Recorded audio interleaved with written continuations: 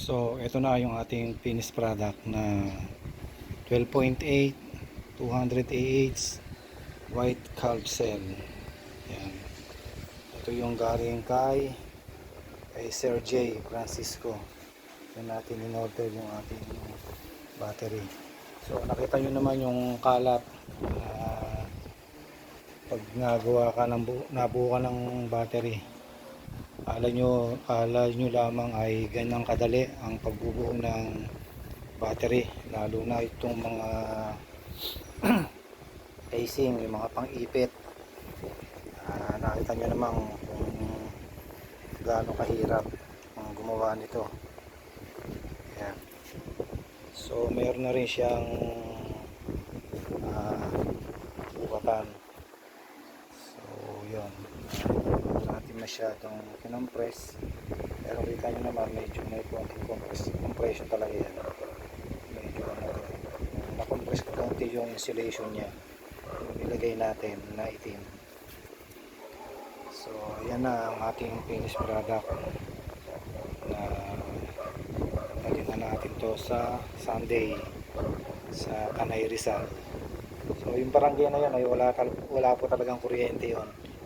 Isang barangay, puro solar po yun, wala silang kuryente. So yun yung ating sinusuplayan ng mga battery, isang set, solar setup. Ito ay sa kapatiran natin to, kaya sa madalit salita ay ano lang, balik puhunan lang ang ating ginawa sa kanya. So yun, nakapagligpit na po tayo, wala na yung mga kalat. Ayan. Ito yung mga battery na dadaling ko rin sa Tanay. Yan yung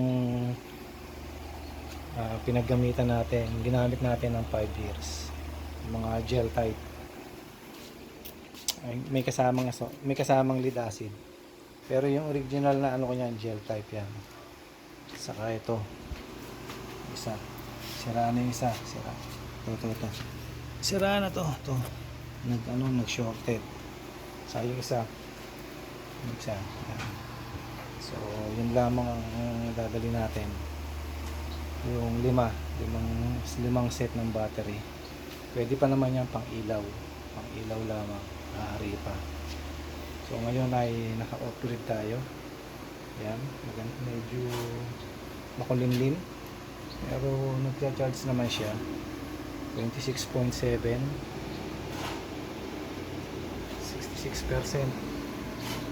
Yan, wala tayong dilim.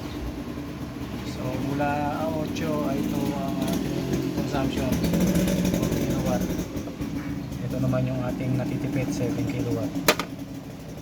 So ang uli natin yan ay sa November 8 ang cut-off ulit. Ang cut-off dito sa amin ay kada 8 ng mats. Yun po ang cut-off namin. So balik tayo dito. So yan, meron na siyang buwatan. Binabricate lang natin yan. Hindi na nga natin napinturahan kasi nga ay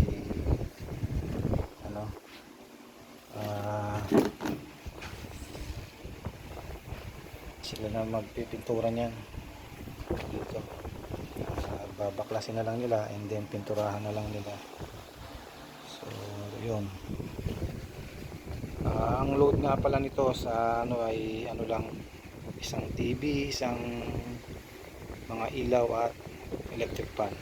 So kayang-kaya na nito na 200 AH. Actually hindi naman to 200 AH. Ano lang to, 150 AH.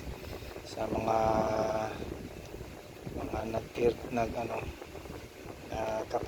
capacity testing po nito ay 150 AH lang talaga ang lumabas. Hindi po niya nakuha talaga yung 200 AH, pero okay na rin. Kung mga unload lang may ilaw at ano lang naman, ilaw at electric fan saka TV, kayang-kaya na yan. So ito yung ating BMS na 4S 100 ampere hour. Yung active balancer natin, 5 amps. So lahat yan galing kay Sir J Francisco.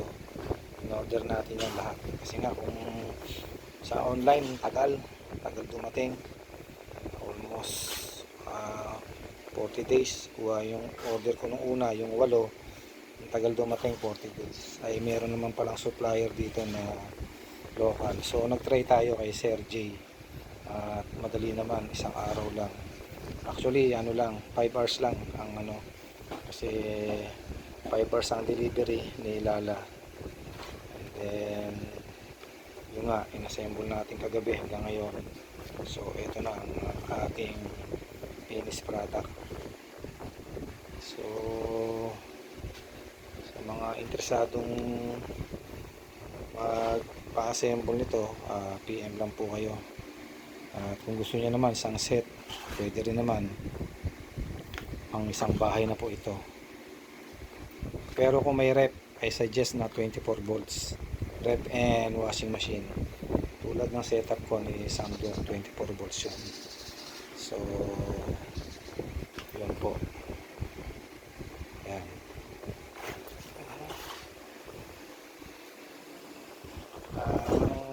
Kilo nga pala nito per cell ay 5, kulang-kulang ano, 5 and 3/4, kulang-kulang 6, kaya umapatak to ay 6,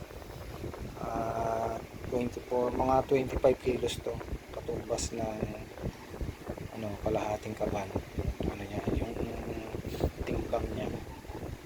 So yun, ito ginawa natin na ano, mabigat.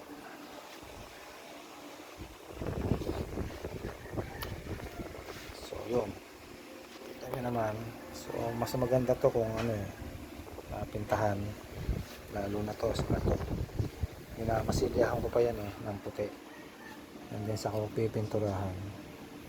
So yun, pero yung mga order sa akin na regular order, pinipinturahan ko po yan, pinturado po yan, ito. Lahat po yan may pintura, siyempre para presentable. So ito naman sa kapatiran natin sa tanay. So nilagyan na rin natin ng voltmeter. Ayan. So hindi ko na nilagyan ng blower kasi nga ay exposed naman siya.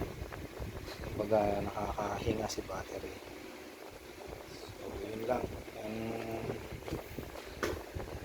Ang charging niya ay 13.3.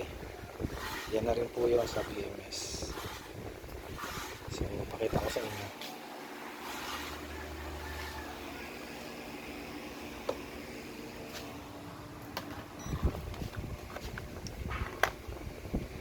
So dito na tayo magtatap. Dito kay battery. Kasi kung doon pa, itatanggalin ko pa yung battery, tape. Medyo mahirap siya, hindi ba yun ang aking dalawang kamay.